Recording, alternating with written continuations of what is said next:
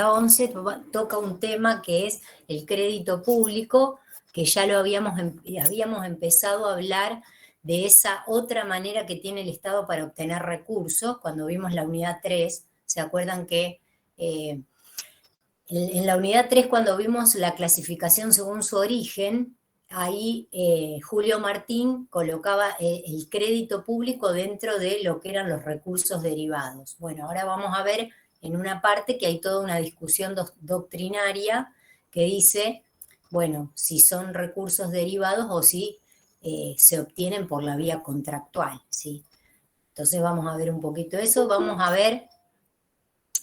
definir en realidad los primeros 3 puntos, si ustedes tienen el programa a mano, habla del crédito público, de la teoría del empréstito, bueno, y de la técnica del empréstito, que sería bien la forma en que se lleva a cabo el solicitar un préstamo por parte del Estado. Y después vienen los otros puntos que hablan de la deuda pública.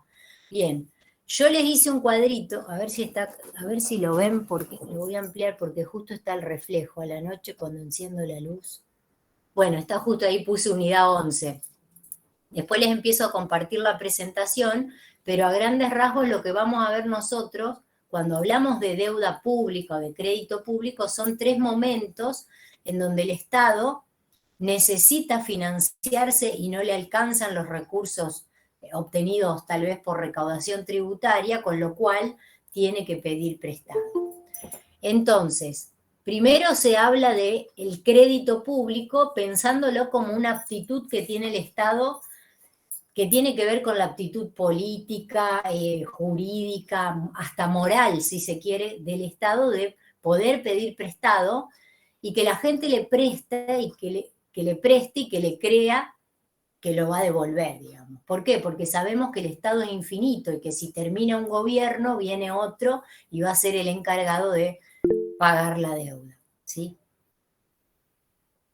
Ah, Emiliano, ahí veo tu mensaje. No, lo que dijimos es que yo les mandé un mensaje a través del campus para que estén un rato antes de las 3 de la tarde y contándoles un poquito cómo iba a ser el examen, que son 5 preguntas, que hay una de práctica, que el examen dura 90 minutos y que, bueno, que estén un rato antes de las 3, 15, 20 minutos antes, porque vamos a organizar la entrada con todos los protocolos que hay que cumplir y si entramos todos en el hall, está definido, nos dieron el hall para rendir ahí. Si es que quedan muy apretados, nos dieron también un aula. Así que, pero en definitiva, nos vamos a encontrar ahí en el hall de entrada, ¿sí?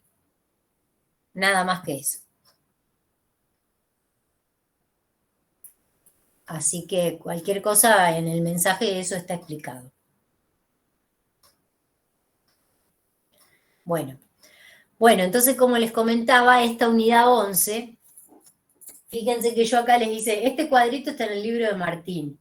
O sea, vamos a hablar del crédito público, que es la aptitud que tiene el Estado para pedir prestado, ¿sí? Viene del latín credere, entonces se supone que uno le cree al Estado de que lo va a devolver. ¿Por qué? Porque no, si no es este gobierno, lo devuelve el que sigue, ¿sí? Ahora, ¿qué sería el empréstito? El empréstito va a ser la instrumentación o la materialización, o sea, la forma en que pide prestado. Que hay diferentes formas, que es lo que vamos a ver hoy. Y a diferentes actores se les puede pedir prestado. Que acá ya los tenía enumerados, porque si no se los pregunto siempre a ustedes. Igualmente creo que esto también, cuando vimos la unidad 3, lo hemos nombrado. O sea, ¿a quién le puede pedir prestado el Estado? A actores que son del sector privado nacional o extranjero, a otros estados le puede pedir prestado, a organismos multilaterales de crédito, ¿sí? Como el Fondo Monetario, como el Club de París, ¿sí? El Banco Mundial, o si no, le puede pedir prestado también al Banco Central, a la autoridad monetaria, ¿sí? Esas son distintas formas, digamos, a distintas instituciones a las que le puede pedir prestado. Y vamos a ver qué forma tiene de pedirle prestado. Y luego de esto, del empréstito, de haber pedido prestado y comprometerse a devolverlo, se le genera la obligación que es la deuda pública, o sea, tiene la obligación de devolverlo. Es todo un proceso, pero estamos hablando en definitiva de lo mismo. El Estado necesita financiarse, vamos a ver qué va a financiar cuando toma deuda o cuando pide un crédito.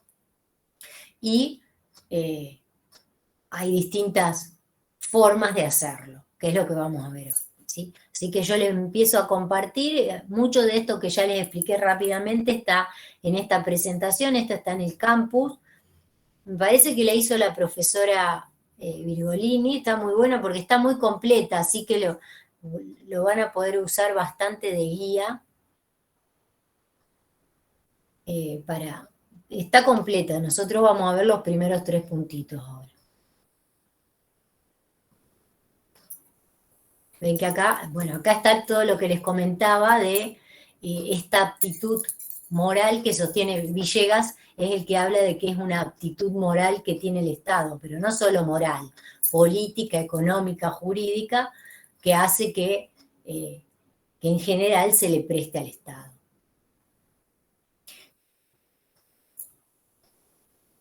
Bueno, lo van a ver acá.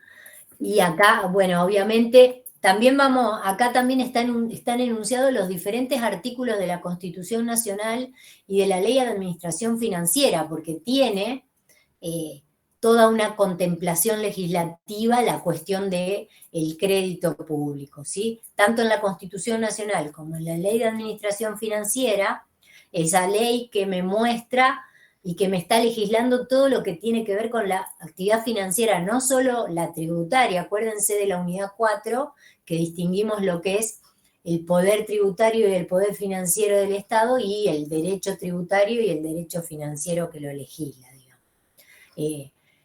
El financiero dijimos que abarcaba al tributario y en este punto en especial vemos que es otra forma que tiene el Estado de hacerse de recursos y por eso está organizado bajo lo que es la Ley de Administración Financiera. El empréstito, ¿sí? Es lo mismo que un préstamo, digamos, un sinónimo a la palabra préstamo, o sea, es la forma en que pide préstamo. Me fui para adelante. Bueno, las distintas formas que tiene de pedir prestado. Esta parte de las formas de materialización son las que hemos visto en la unidad 3, cuando en el libro de Martín, en ese cuadrito de los recursos, me muestra el crédito público y me habla de la forma provisoria y la forma permanente. En definitiva, la forma provisoria habíamos dicho que era, digamos, las situaciones en donde el Estado va a pedir prestado cuando tiene algún déficit transitorio de caja en general, ¿sí? Entonces, de esa manera, si surge algo eventual de un movimiento de fondos que se da en principio dentro del ejercicio. Entonces ahí el Estado va a pedir prestado y en general son préstamos de corto plazo, o sea, menores a 1 año. Los devuelve en menos de 1 año, por eso decimos que están dentro del ejercicio. Y acá les citamos 3 tipos, ¿sí? Que son... en general hablamos de inversión y de colocación de letras o bonos de tesorería, ¿sí? O sea, acá estamos viendo la diferencia entre lo que son las letras y los bonos. Pero en general, yo me acuerdo que seguramente les nombré las letes, que eran las letras del tesoro, que emitía la tesorería, son letras de cambio, ¿sí? Que en general decimos que no es deuda pública, excepto que pasen y queden pendientes de pago a fin de año, a fin del ejercicio. En ese caso hablamos de que es una deuda flotante, para diferenciarla de la deuda que se genera con las formas permanentes de tomar préstamos, ¿sí? Y los bonos son otro tipo de instrumento que también equivalen como una letra de cambio, ¿sí? Pero fíjense que la fecha de vencimiento es de corto plazo, o sea, entre 1 mes y 1 año. Estas letes que estuvieron muy de moda, empezaron con el gobierno de Macri y continuaron hasta hace poco. O sea, por lo general el Estado cuando necesita financiarse emite este tipo de letras. son letras de tesorería y se caracterizaban por ser en general a 180 días, o sea, 6 meses, y el Estado en ese caso, vamos a ver cómo es la forma en que las devuelve, ¿sí? Que hay también hay una diferencia en cómo se devuelve lo que pide prestado cuando son de corto o de largo plazo. Después tenemos las permanentes. A esa forma de pedir prestado permanente se le llama empréstito propiamente dicho, o sea que es un préstamo propiamente dicho y que no se usan para cubrir faltantes de caja, sino que en general se utilizan cuando se necesita, por ejemplo, hacer una gran obra de infraestructura o ante algún evento extraordinario que suceda, por ejemplo, una pandemia, una catástrofe, entonces el Estado tiene que salir a pedir prestado grandes sumas de dinero y los va a devolver a largo plazo. Si hay una guerra, por ejemplo, entonces en ese caso va a pedir este tipo de préstamos. ¿Cuáles son las diferencias? Bueno, el plazo de cancelación, las de corto plazo son deuda flotante y las permanentes de mediano y largo plazo se le llama deuda consolidada, ¿sí? La finalidad, porque en general la provisoria es la que el Estado va a pedir prestado para, por ejemplo, cuando decimos estos desfasajes de caja, son, por ejemplo, cuando no tiene dinero para pagar los sueldos. En consecuencia, emite una letra de cambio para poder pagar los sueldos de un periodo, ¿sí? En cambio, las permanentes dijimos que eran montos elevados que en general financian grandes inversiones o algún acontecimiento imprevisto que haya sucedido, ¿sí? Como una guerra o una catástrofe. Entonces ven que la finalidad es otra, totalmente distinta. Bueno, y después habla un poquito de la evolución histórica, esto se los voy a contar rápidamente y ustedes después van a tener acceso a la presentación y también mucho de esta unidad lo van a encontrar en el libro de Julio Martín. La evolución la pueden encontrar en el libro de Héctor Villegas, ¿sí? En principio lo que ustedes tienen que tener en cuenta es que, bueno, en la antigüedad en general no se contemplaba el hecho de la deuda, sino que, por ejemplo, cuando no le alcanzaban los recursos a un rey para solventar los gastos que tenía, en general se declaraba en bancarrota y lo cubría un nuevo soberano, digamos. En general en esa época el impuesto, fíjense, dice que no existía como fuente de recursos regulares y además que se repudiaba el hecho de la deuda. Es por eso que se decía, digamos, que no estaba contemplado que el rey se endeude, ¿sí? O que el reino se endeude, con lo cual se declaraba en bancarrota y venía un nuevo soberano.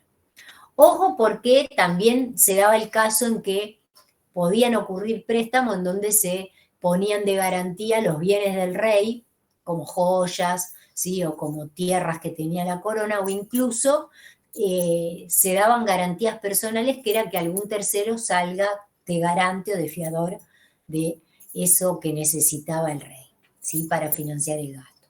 Pero en general se daba lo que era el repudio a la deuda, o sea que no se contemplaba el endeudamiento. Después, a mediados del siglo XIX, sí, en 1800, ahí sí comienzan a organizarse jurídicamente los estados y así empieza a contemplarse el hecho de que el Estado pueda pedir prestado para cubrir determinado tipo de gasto público, ¿sí? Y la diferencia que nosotros podemos notar, también lo hemos visto, ¿se acuerdan cuando vimos en la unidad 1 las diferentes escuelas y corrientes de pensamiento? La gran diferencia entre lo que eran los clásicos y la nueva economía moderna, los clásicos hacían diferencia y en principio los clásicos no contemplaban que el Estado incurra en déficit. Pero en el caso de incurrir y de tener que endeudarse para cubrirlo, los clásicos sostenían que el peso del empréstito, o sea, el peso de la deuda en definitiva, recaía sobre las generaciones futuras. ¿Por qué decían esto? Porque decían que en el futuro los individuos del futuro iban a tener que hacer frente al pago de mayores impuestos para que el Estado pueda pagar lo que había prestado en la generación presente, ¿sí?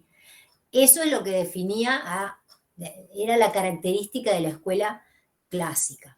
Ahora, la escuela más moderna sostenía que, digamos, cuando se endeudaban los gobiernos, la carga de esa deuda la sostenía la generación actual. ¿Por qué? Porque tengo un perro acá adentro, esperen que les voy a ver. Sienten un ruido y empiezan a los gritos. Pero bueno, ¿qué es lo que sostenía? ¿Qué es lo que sostenían las teorías más modernas? Que la generación actual era la que soportaba el peso de la deuda. ¿Por qué? Porque hablaban de un tipo de efecto de desplazamiento. ¿Se acuerdan cuando vimos la intervención del sector público en la economía a través del gasto público que vimos en el modelo del multiplicador, que en general puede causar un desplazamiento de la inversión privada, ¿sí? Por aumentos en la tasa de interés. Bien, en este caso lo que sostenían ellos era que si no existían recursos ociosos, quiere decir que si el Estado necesita dinero para financiarse y el sector privado se lo presta, en definitiva el privado lo que está haciendo es dejando de invertir o de consumir para prestarle al Estado. Por ende decían que de esa manera afectaba a la generación actual, o sea que disminuía el consumo y la inversión, con lo cual por efecto multiplicador disminuía el ingreso de la economía, ¿sí? Por eso tornaba como un peso el efecto de la deuda.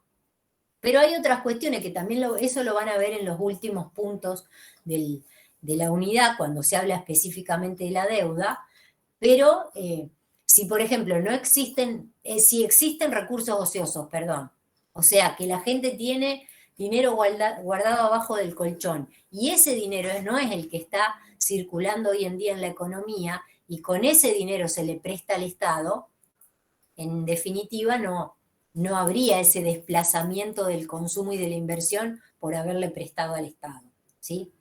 Pero en general la teoría moderna habla de que sí existe. ¿Por qué? Porque está planteada, digamos, para una economía como una economía desarrollada, ¿sí? Y otra cuestión que sostenían también los modernos era que en el futuro no se daba este peso de la deuda porque había como un efecto compensatorio. ¿Por qué?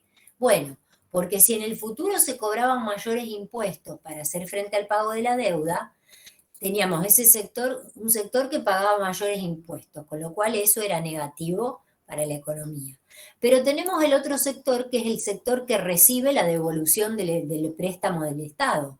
O sea, en la generación actual le pidió prestado, en la generación futura le devuelve lo que le pidió prestado, tanto capital como intereses, con lo cual hablan de que hay como una compensación en el futuro. Y eso reforzaría esta teoría que habla de que los que soportan el peso son los de la generación actual, ¿sí? Bueno, esto también lo van a reforzar después cuando vean los puntos de deuda pública específicamente. Bien, ahora vamos al punto 2. Uy, esperen que no veo si alguien escribe. Ay, alguien quiere entrar. No lo había escuchado.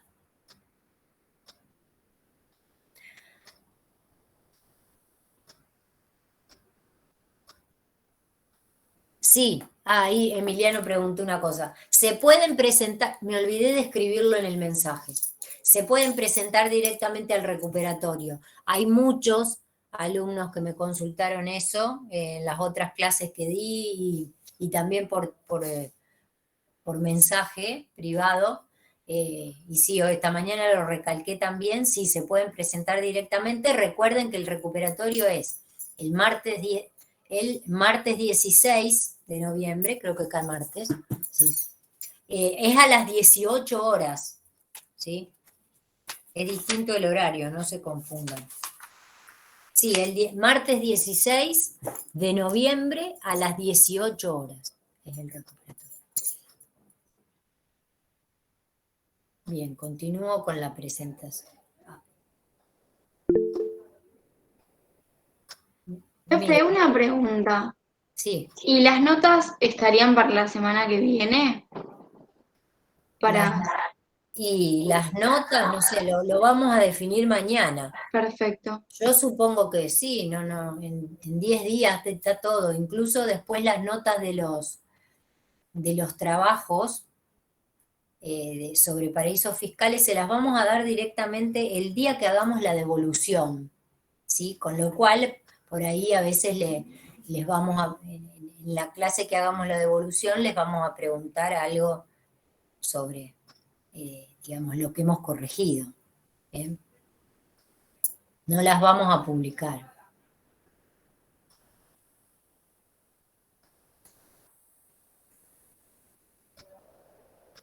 Sí, en general nos tomamos una semana o 10 días para corregir, dependiendo la cantidad. Obviamente que eh, tienen una semana, a ver cuánto hay hasta el recuperatorio, ya les digo. Porque rendimos ahora y tienen toda esta semana una. Sí, supongo que sí, se las vamos a dar antes, el jueves o el viernes, porque el martes aquellos que tengan que recuperar tienen que saberlo antes, ¿no? Bien, bueno, en este punto 2, que ya vamos a hablar específicamente de esta parte, que es el empréstito o préstamo, ¿sí? Es la operación, como dice acá, ven, a ver si lo dice en este concepto, pero es la materialización de ese crédito público, porque es la herramienta que va a utilizar el Estado para pedir prestado, ¿sí? Fíjense que les puede pedir al mercado interno o externo de capitales, o sea, al sector privado interno o externo, a algún gobierno, algún otro Estado, ¿sí? O sea, que hay diferentes actores que dijimos que le pueden prestar al Estado y que son los acreedores del Estado. Y acá está la gran discusión, esta de que si es un acto de soberanía o un contrato. O sea, si es un recurso eh, derivado, si lo pensamos como un acto de soberanía, vendría a ser un recurso derivado como lo planteaba Julio Martín, ¿sí? O sea que el Estado unilateralmente fija todas las condiciones y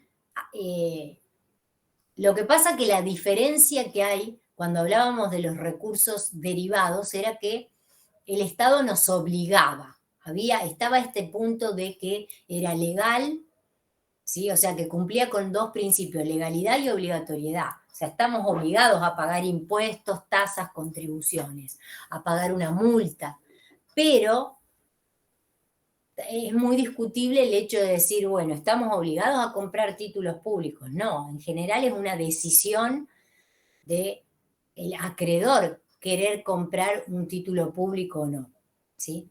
Excepto hay un caso que se llama empréstito forzoso, que lo vamos a ver. eh, Ese sí sería en donde el Estado sí nos obliga a comprar un título público, pero digamos, uno lo ve más desde el punto de vista de que como un impuesto, ¿sí? Pero en el caso que hablamos como un acto de soberanía, también digamos, se justifica esto porque el título público en general, digamos, el título público, nombro título público, pero es lo mismo que un bono, ¿sí? Cuando el Estado emite un bono para pedir prestado, fija en general unilateralmente todas las cláusulas. ¿Qué me fija? Fija el valor nominal, fija la moneda en que está expresado, el interés que va a pagar, el plazo en el que lo va a pagar, la forma en que lo va a pagar. Y ahora vamos a ver otros elementos que también figuran como incentivos o garantías que da el Estado. O sea, son todas cuestiones que ya están fijadas de antemano. Con lo cual, uno podría decir que ahí está esa coerción, porque digamos, el que suscribe el título, el que lo compra, no puede opinar en nada, digamos, acepta lo que le da el Estado, ¿sí? Entonces, por eso puede discutirse de que sea un acto de soberanía, ¿sí? Y si no, pensarlo, digamos, hay otra corriente de pensamiento, otros autores que sostienen que es un contrato, ¿sí? Que podríamos decir si es un contrato de derecho, se asemeja a un contrato de derecho privado o es un contrato de derecho público, ¿sí? O si no, fíjense que acá habla de que la doctrina puede plantear que es un contrato administrativo, ¿sí? Un contrato común o civil o un contrato financiero. O sea, son todas cuestiones que están planteadas acá y discusiones, pero siempre hablando desde el punto de vista de que hay un contrato de partes, ¿sí? Más allá de que las condiciones las fije el Estado, ¿sí? Pero uno decide en general. En la mayoría de los casos uno compra un título público porque está especulando con ese rendimiento que le promete el Estado. O sea, esa tasa de interés, digamos, el comprar un título público, el adquirir o suscribir un título público es llevar a cabo una inversión financiera en definitiva. Uno lo hace porque quiere obtener ese rendimiento, ¿sí? Por eso en general hablamos de contrato de partes. Ahora bien, los distintos aspectos que se dan, dijimos, estaban legislados por la Constitución Nacional, ¿sí? Acá están todos los artículos que contemplan todo lo que tiene que ver con el crédito público y también en la Ley de Administración Financiera, como les decía, ¿sí? ¿Para qué se utilizan? ¿Para qué tipo de gasto? ¿Están contemplados en la Ley de Presupuesto o no? Eso vamos a ver que cuando son de corto plazo, esas formas provisorias en general están contempladas en la ley de presupuesto. En cambio, cuando se lleva a cabo un empréstito propiamente dicho, ahí sí hay una ley que lo está autorizando, ¿sí? Una ley para ese tipo de empréstito, ¿sí? En cambio, cuando son los de corto plazo, en general eso ya está especificado en la ley de presupuesto. Porque dijimos que se daban dentro de un periodo, dentro de un ejercicio financiero, ¿no?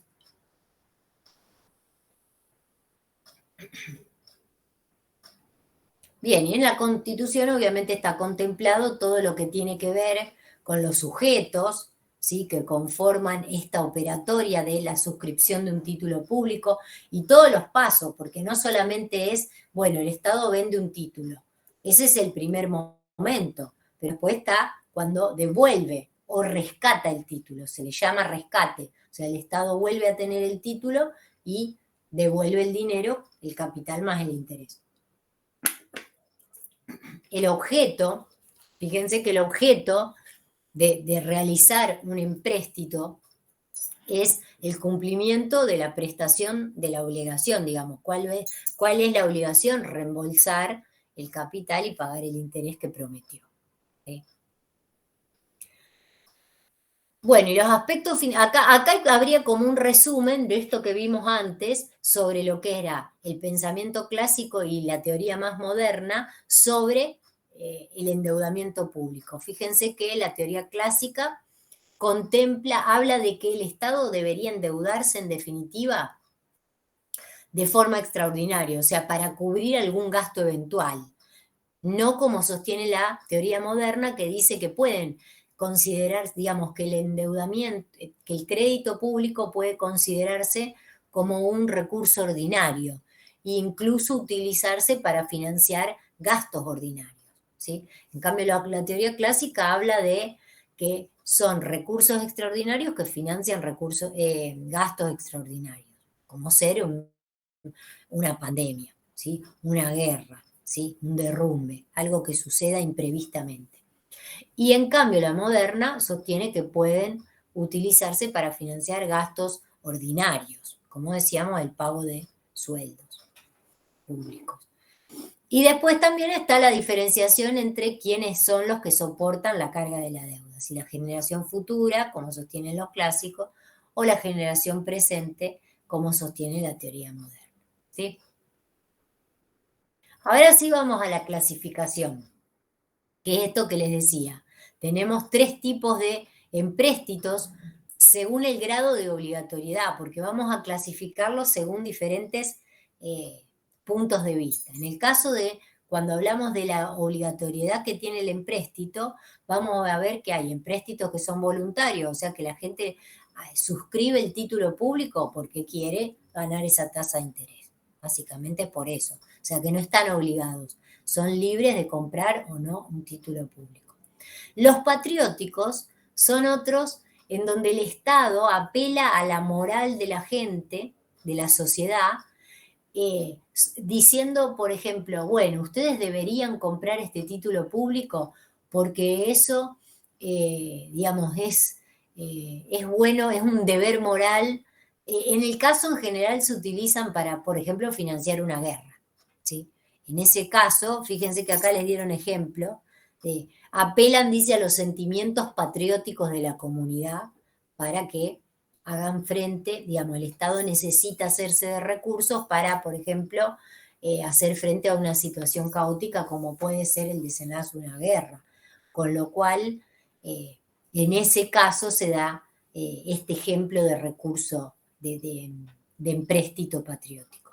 Y el forzoso, el que les comentaba antes, en ese caso sí el ciudadano está obligado a suscribir el título público, porque en general se le obliga como si fuese una contribución de mejoras o directamente un impuesto, ¿sí? A pagarlo. Obviamente que después lo va a devolver el Estado, pero digamos, la suscripción es la que es obligatoria, ¿bien? No es como un impuesto, una contribución de mejora en donde el Estado no devuelve nada, obtiene esos recursos y punto, ¿no?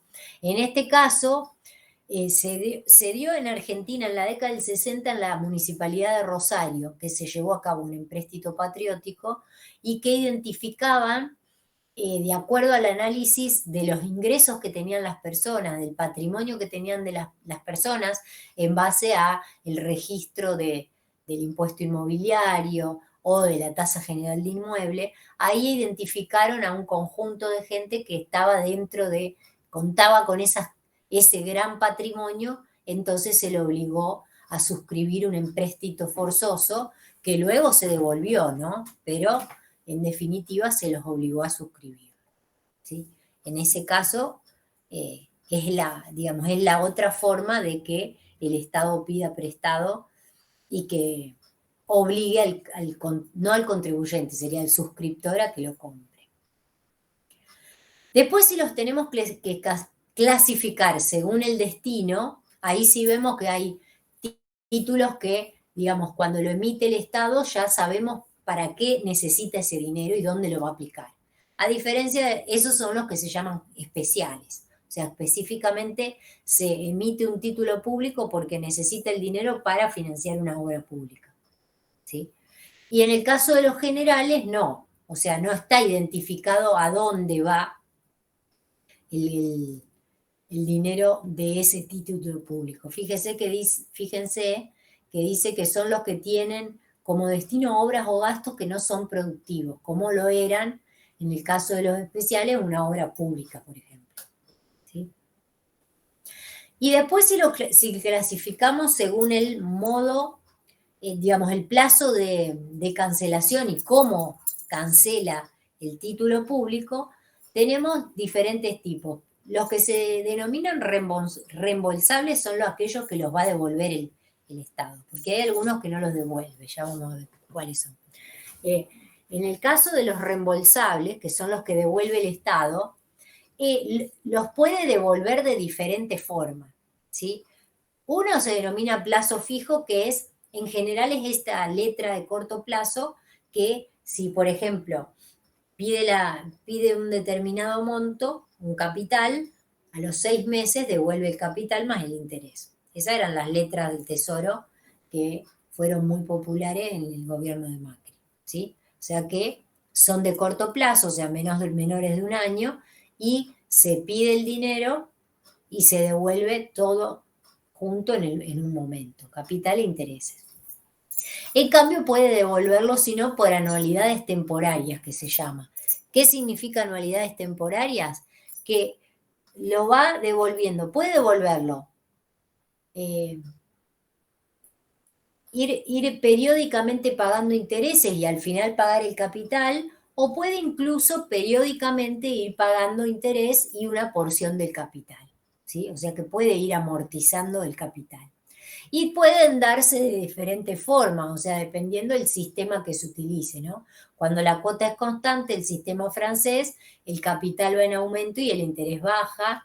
En la decreciente, que sería el sistema alemán, el capital es igual y la tasa de interés, y el interés es lo que va bajando. y en la cuota creciente, que es el sistema americano, ambos van en aumento, tanto el capital como el interés. Después puede devolverlas por series. ¿Qué significa por series? Que, digamos, es rescatado en su totalidad, ¿sí? Y eso puede ser por sorteo o licitación o directamente comprándolo en la bolsa de comercio. ¿Qué significa por sorteo? Que el Estado dice, cuando los títulos cotizan sobre la par, o sea, el título público tiene un valor nominal. Y cuando se emite el título pueden cotizar a la par, o sea, al valor nominal, sobre la par o bajo la par, ¿sí? Cuando cotizan sobre la par quiere decir que están cotizando más que el valor nominal. Pero el Estado, cuando hace un sorteo, los devuelve antes de la fecha de vencimiento que tienen, digamos. O sea que el suscriptor va a disponer del dinero antes de tiempo.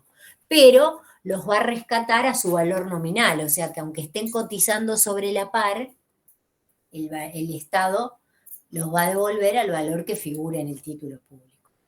La licitación es una licitación pública en donde el Estado los llama a los tenedores y van a ver cuánto ofrecen, o cuánto ofrecen, cuánto aceptan del Estado, ¿sí? O sea, si el Estado les dice, bueno, el título vale 1.000, pero yo te lo devuelvo 2 años antes, entonces te ofrezco 800, ¿lo aceptás o no?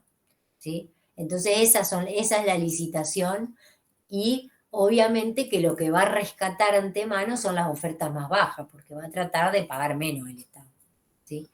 Y la compra directa en bolsa, el Estado va directamente al valor de la cotización del título y lo compra directamente en la bolsa, ¿sí? Y después tenemos el último caso, que son los no reembolsables. Esos el Estado no va a devolver el capital nunca. Se llaman deuda perpetua o perpetuidades. Es el caso en donde el Estado, ¿por qué la gente va a querer prestarle al Estado si sabe que nunca le va a devolver el capital? Porque en realidad la gente toma ese préstamo como una inversión, ¿sí? En donde a futuro va a tener las rentas, digamos, el interés lo va a cobrar a perpetuidad hasta que se muera la persona. Por ende, es como una jubilación adicional que se tendría, ¿sí? Un ahorro adicional que se va teniendo, con lo cual no importa que el Estado no me devuelva el capital, ¿sí? Porque lo que yo busco como suscriptor es tener esa renta que son los intereses, porque en general el interés de una perpetuidad es bastante alto. Con eso el Estado incentiva que no te va a devolver más el capital, ¿sí? ¿Sí? Perdón, profesora. En este momento, ¿hay algún título así a perpetuidad? Sí, en el gobierno de Macri, no sé si se acuerdan, pero se emitió un título a 100 años. No sé si se acuerdan, pero salió en la tele. Y ese es un caso de una perpetuidad, porque, digamos, se puede pasar de generación en generación, pero en general la persona que lo compra es porque quiere ese interés como una renta vitalicia, ¿ven cómo dice acá? O sea, es como un adicional a una jubilación, digamos, una cosa así. ¿Tá? Sí, sí, existen. Bien, y el último puntito de esta unidad habla de la técnica del empréstito, porque cuando hablamos de la técnica del empréstito, acá está la diferenciación. Nosotros vamos a ver todos los pasos, digamos. En principio, cuando emite el título el Estado. Y acá está esta diferencia que les decía, que aquellos que son de mediano y largo plazo son estos empréstitos propiamente dichos y la emisión va a estar prevista por ley. O sea que están creados y el Congreso tiene que aprobar que el Estado emite ese título público, ¿sí? En cambio, los empréstitos que son de corto plazo, esos directamente tienen una autorización general para emitirlos o directamente está fijado ese tope en la ley de presupuesto. O sea, en el presupuesto dice, podés pedir prestado hasta 1 millón en este año, ¿sí? Eso es lo que está fijado en la ley de presupuesto, ¿sí? pero no requieren una creación de una ley nueva para pedir prestado en ese caso, ¿sí? Después tenemos otro momento que es la negociación, o sea, cuando el Estado va a colocar el título, ¿qué es lo que puede hacer? Puede hacerlo de diferentes maneras, ¿sí? Cuando hablamos de la emisión directa, ¿sí?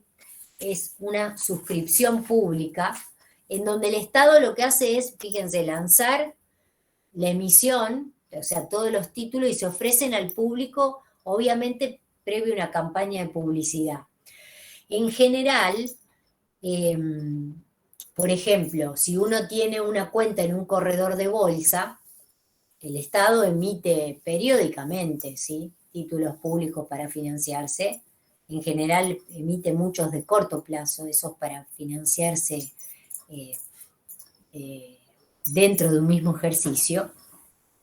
Y lo que hace es, tu corredor de bolsa te manda un mail diciendo, bueno, el Estado mañana va a suscribir, hay una suscripción pública y te da todo el detalle de cómo es el título. Entonces el que quiere comprar títulos habla con su corredor de bolsa y el corredor hace la operatoria. O sea, se supone que uno deposita en la cuenta del operador de bolsa y el operador compra los títulos y después le aparecen en la cuenta de la persona, que la cuenta que tiene en el corredor de bolsa, ¿no? Después otra forma es adquisición, la colocación por banqueros, o sea, también en los bancos uno puede comprar títulos públicos, ¿sí? La diferencia es que acá, digamos, el banco puede hacer dos cuestiones, directamente lo compra en nombre de sus clientes o compra los títulos y después los coloca, ¿sí? En ese caso, fíjense, el banco, esta última parte, toma en firme la emisión, entregando al Estado el importe total del título y corriendo con el riesgo de la posterior colocación, o sea, no sabe si sus clientes se lo van a comprar o no, ¿sí? Esa es otra forma de colocar títulos por banqueros. Y la venta en bolsas directamente, el Estado emite y vende títulos en el mercado de valores, ¿sí?, directamente. Otro punto, otra forma es también la licitación, en general para colocar las letras de tesorería, ¿sí? Los títulos se ofrecen también, o sea, es otra forma similar a esta, digamos, a esta de emisión directa, en donde unos son de corto plazo y otros son de largo plazo, pero todo está estipulado y el suscriptor es el que va a decidir si quiere comprarlos o no, ¿sí? Y después tenemos el momento de la amortización, o sea, el momento en donde devuelve, después de transcurrido el periodo, devuelve o reembolsa el título público. En realidad rescata el título público y devuelve el dinero que le prestaron, ¿sí? Tenemos un primer caso que se denomina amortización obligatoria. En este caso, dice, el reembolso se efectúa en una fecha determinada, ¿sí? Puede hacerse, fíjense, repentinamente, como los títulos de corto plazo, o sea, repentinamente está queriendo decir que devuelve el capital y el interés, o paulatinamente, como los préstamos de largo plazo, ¿sí? O sea, paulatinamente, acuérdense que esa amortización paulatina podía ser que el Estado devuelva periódicamente, paga intereses y después devuelve el capital, o puede ir amortizando de a poco, ¿sí?, también el capital, no solamente entregando periódicamente interés, sino también parte del capital. Y las distintas modalidades son, bueno, uno se denomina anualidades terminales, en donde se va pagando el interés y una fracción del capital, ¿ven? O sea, en cada año, en general los que son de largo plazo, pagan semestralmente, o sea, 2 veces al año pagan o interés solamente o interés y una fracción del capital, ¿sí? Después tenemos otro caso que es el sistema de sorteo, en donde es lo que vimos antes, o sea, el sorteo lo lleva a cabo el Estado y puede que los devuelva antes de tiempo a los títulos que salieron sorteados. Y la licitación es el caso que vimos en donde,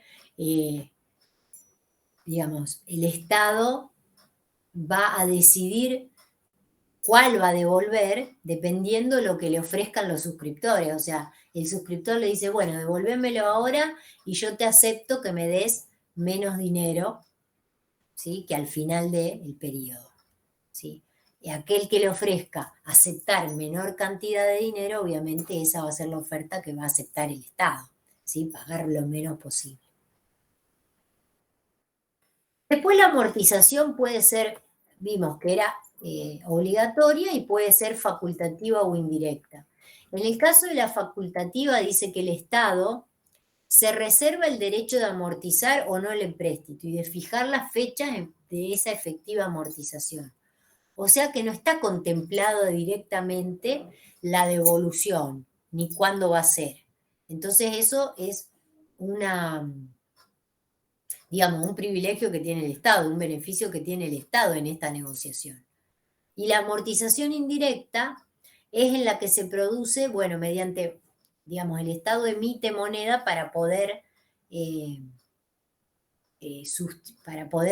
hacer la devolución. Dice, no constituye en realidad un procedimiento de amortización, sino que está emitiendo dinero, está recurriendo al Banco Central, ¿sí? Con lo cual parecería como que ese endeudamiento pasa de el actor privado al Banco Central, o sea que ahora el Estado le va a deber al Banco Central, ¿sí? Recurre a la emisión monetaria para poder hacer frente al pago de ese título público. Y después este último punto habla de incentivos y garantías que nos va a ofrecer el Estado a la hora de emitir un título público para tratar de que los suscriptores estén incentivados a comprarlo, digamos, básicamente. Entonces, son, como dice acá el concepto, son alicientes o estímulos para invitar a los suscriptores a que compren el título, que suscriban el título, se dice, y le den ese dinero al Estado para financiar el gasto público, ¿sí? Entonces, hay diferentes formas, garantías. El Estado puede ofrecer diferentes tipos de garantías a la hora de, digamos, es como una cláusula adicional que hay en el título público. Puede ofrecer garantías reales, ¿sí? O sea, afectar algún bien determinado del Estado a través de una prenda o de una hipoteca, con el fin de decir, sí, mira, yo voy a cumplir, te voy a devolver el crédito, ¿sí? Si no te lo devuelvo, te podés agarrar de este bien que es del Estado, ¿sí? En el caso de personales, este compromiso de pagar lo tomaría un tercero que actuaría como fiador o garante, ¿sí?, por el pago de la deuda del deudor, que en este caso el deudor es el Estado, ¿sí? Después tenemos garantías especiales, que directamente la garantía va a ser la afectación de algún tipo de recurso del Estado, como ser la recaudación tributaria de algún impuesto. ¿Sí? En ese caso, el Estado dice, bueno, si no te lo puedo devolver, vas a poder recurrir a la recaudación tributaria de bienes personales y hacerte de ella para que yo te devuelva el préstamo. Después tenemos garantías contra fluctuaciones monetarias. En ese caso, hay diferentes garantías que van a hacer que digamos, si pierde valor la moneda en la que está contemplado el título público, el suscriptor pueda cubrirse, ¿sí? Por ejemplo, una se denomina garantía de cambio, o sea que el importe del servicio va a estar, como garantía va a estar una moneda extranjera que es sólida, ¿sí? Como ser el dólar, por ejemplo. Cuando hablamos de cláusula oro o garantía oro es que, digamos, el valor del título público va a estar ajustado al valor internacional del oro, o sea que el respaldo sería el oro en ese caso. Y cuando hablamos de la cláusula de opción, hablamos del derecho de elegir plaza de pago, o sea, en qué jurisdicción se va a pagar, o el tipo de moneda en la que se va a pagar, o sea que eso estaría estipulado como una garantía ante alguna fluctuación monetaria que se dé en la moneda que está especificado el título público. Entonces, son todas formas de tratar de incentivar al suscriptor para que lo compre. Y los incentivos son diferentes también. Uno tiene que ver con el tipo de emisión, o sea, colocar el título a la par o bajo la par. ¿Qué significa esto? Que cuando el suscriptor lo tenga que comprar al título público, lo compre a la par, o sea, al valor nominal que figura en el título, o bajo la par, un valor más bajo, ¿sí? En ese caso, por ejemplo, el título vale 1.000 y si lo compra bajo la par lo puede pagar 900, ¿sí? En ese caso, digamos, después cuando... en ese caso, después tal vez cuando lo venda o cuando lo rescate, si lo rescata al valor que figuraba en el título público, ahí estaría teniendo como un interés aparente, digamos, el suscriptor, ¿no? Porque tendría una ganancia adicional. Hay otro tipo de incentivo que es una prima de reembolso, en donde se colocan a la par, ¿sí? Al valor que figura en el título, al valor nominal del título, y se reembolsan a un valor mayor, sobre la par, por ejemplo, ¿sí? Ahí eso ya estaría especificado de antemano cuando el suscriptor suscribe el título, ¿sí? Entonces sabe que lo va a comprar a la par y que después cuando se lo devuelva lo va a devolver a un valor más elevado, ¿sí? Después tienen premios que son adjudicables por sorteo. Por ejemplo, digamos, son premios que por sorteo el Estado los adjudica de manera de incentivar a que le compren el título, ¿sí? Después hay otro incentivo que es el efecto cancelatorio, o sea que el título les va a servir para pagar impuestos, ¿sí? Y la característica que tiene en general es que si el tenedor, por ejemplo, lo compró bajo la par, el título le va a servir para pagar impuestos por un monto igual, equivalente al que figura en el título público, o sea que al valor nominal. Lo pagó menos de entrada y le sirve, o sea, pagué 900 pesos del título, pero me sirve para cancelar deuda tributaria por 1.000, porque 1.000 es lo que especifica el título que está, digamos, el valor nominal que está en el título. Ese sería el efecto cancelatorio, o sea que ese es otro incentivo. Después existen o privilegios fiscales o jurídicos. Privilegios fiscales serían exenciones impositivas que podría llegar a tener el título público, y los privilegios jurídicos que sería que el título sea inembargable, ¿sí? O sea que no podría pensarse al título como un bien más del suscriptor que se puede embargar como una casa, como un auto, ¿no? El título no se puede embargar, ¿sí? Esas son todas las características que tienen los incentivos que puede otorgar el Estado a la hora de emitir un título público para tratar de que se lo compren, ¿sí? Me parece que acá ya termina, claro, el punto 4. Después la semana, a ver, hoy estamos a jueves. El martes vamos a ver, no me acuerdo si me toca a mí dar la clase, pero se va a ver la segunda parte de la unidad 11, en donde ya hablamos desde el punto de vista de la deuda pública, o sea, de la obligación que se le genera al Estado y eso cómo repercute en la economía, ¿sí? Porque lo que vamos a analizar es el efecto económico de la deuda pública, no solo en la generación presente, sino también en la generación futura, ¿sí? Entonces son esas cuestiones que vimos recién, que era esa discusión que tienen también los clásicos, la teoría clásica y la moderna, sobre quién recae el peso de la deuda pública, ¿sí? ¿Alguna duda sobre este tema? Porque lo vimos bastante rápido, miren, terminamos en una horita. Oh, profe, todo bien. ¿Quedó claro? Bueno, me alegro. ¿Pusieron apellido y nombre en el chat? Que lo voy a guardar para la asistencia. Son poquitos hoy. Me olvidé de decírselos antes por si alguien entró y salió.